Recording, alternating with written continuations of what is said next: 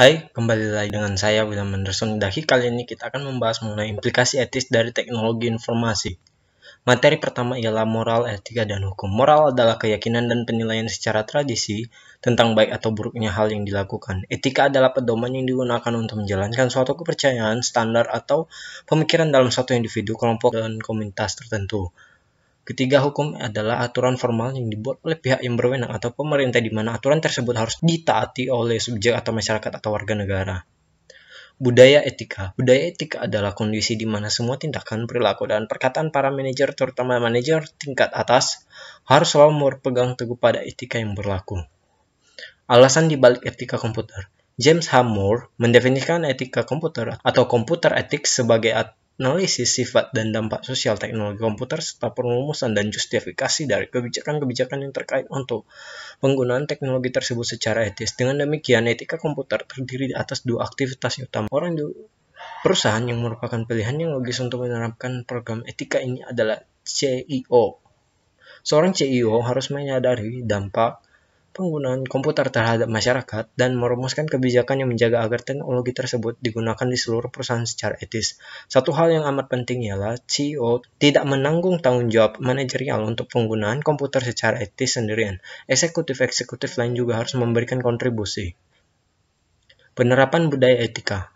Yang pertama ialah paham perusahaan adalah suatu pernyataan yang singkat, tetapi jelas mengenai nilai-nilai yang akan ditegakkan perusahaan. Kedua, program etika adalah suatu usaha terdiri dari berbagai aktivitas yang dirancang untuk memberikan arahan bagi para karyawan bagaimana melaksanakan paham perusahaan. Ketiga, menetapkan kode etik perusahaan adalah suatu tindakan yang dilakukan untuk menentukan standar etika yang diterapkan dalam perusahaan.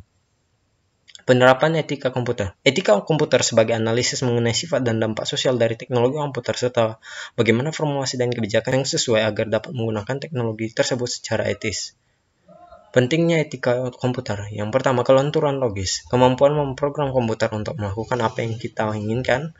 Kedua, faktor transformasi. Komputer dapat mengubah cara melakukan sesuatu. Ketiga, faktor tak kasat mata yang terdiri dari nilai-nilai pemrograman yang tidak terlihat, perhitungan rumit yang tidak terlihat, dan penyalahgunaan yang tidak terlihat.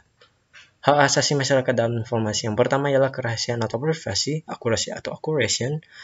Ketiga, kepemilikan atau property. Dan keempat, kemudahan akses atau accessibility. Hak privasi. Mason merasa bahwa hak ini terancam oleh dua hal. Pertama, meningkatnya kemampuan komputer untuk digunakan dalam kegiatan mata-mata. Kedua, meningkatnya nilai informasi dalam proses pengambilan keputusan. Kedua, hak untuk mendapatkan keakuratan. Komputer memungkinkan tingkat keakuratan yang tidak dapat dicapai dengan sistem non-komputer. Potensi ini memang tersedia namun tidak selalu didapatkan. Beberapa sistem berbasis komputer berisikan lebih banyak kesalahan daripada yang diberikan sistem manual. Ketiga, hak kepemilikan. Hak kepemilikan intelektual biasanya dalam bentuk program komputer. Vendor peranti lunak dapat menghindari pencurian hak kepemilikan intelektual melalui undang-undang hak cipta, hak paten, dan persetujuan lisensi. Keempat, hak mendapatkan akses. Sebelum diperkenalkannya basis data yang terkomputerisasi, kebanyakan informasi tersedia untuk masyarakat umum dalam bentuk dokumen cetak atau gambar mikroformat yang disimpan di perpustakaan. Informasi ini berisikan berita, hasil penelitian ilmiah, statistik pemerintah, dan lain-lain. Audit informasi. Saat menyusun etika penggunaan komputer, satu kelompok dapat memegang peranan yang amat penting. Mereka adalah para auditor internal. Perusahaan dengan semua ukuran mengandalkan auditor eksternal atau external auditor dari luar organisasi untuk memverifikasi keakuratan catatan akuntansi. Perusahaan-perusahaan yang lebih besar memiliki staf tersendiri yang berfungsi sebagai auditor internal atau internal auditor yang melaksanakan analisis yang sama seperti auditor eksternal namun memiliki tanggung jawab yang lebih luas. Pentingnya objektivitas. Hal unik yang ditawarkan oleh auditor internal adalah objektivitas. Mereka beroperasi secara independen terhadap unit-unit bisnis perusahaan dan tidak memiliki hubungan dengan individu atau kelompok lain di dalam perusahaan. Keterlibatan mereka salah satunya ialah dengan Dewan Komisaris, CEO, dan CFO. Selanjutnya, jenis aktivitas audit. Terdapat 4 jenis dasar aktivitas audit internal, yaitu pertama audit finansial atau financial audit, yaitu memverifikasi catatan-catatan perusahaan dan merupakan suatu jenis aktivitas yang dilaksanakan oleh auditor eksternal. Kedua, auditor operasional atau operational audit.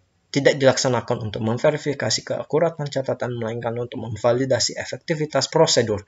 Ketika para auditor internal melaksanakan audit operasional, mereka hanya mencari 3 fitur sistem dasar, yaitu yang pertama, kecukupan pengendalian, kedua, efisiensi, dan ketiga ialah kepatuhan dengan kebijakan perusahaan.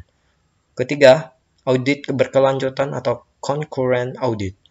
Sama dengan audit operasional, tetapi audit berkelanjutan berlangsung secara terus-menerus. Keempat, desain sistem pengendalian internal. Dalam audit operasional dan beriringan, auditor internal mempelajari sistem yang sudah ada.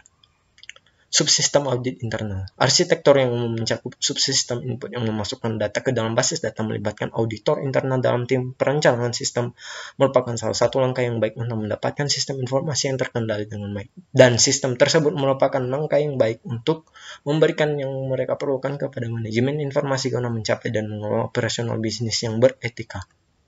Menerapkan etika dalam teknologi. Bantuan dalam bentuk kode etik dan program edukasi etika yang dapat memberikan fondasi untuk budaya tersebut. Program edukasi dapat membantu penyusunan kredo perusahaan dan meletak program ketika pada tempatnya. Kode etik dapat digunakan seperti apa adanya atau disesuaikan dengan perusahaan tersebut. Pendidikan etika komputer dapat ditempuh melalui yang pertama perguruan tinggi, kedua program profesional, dan ketiga program pendidikan swasta. Sekian materi dari saya, terima kasih.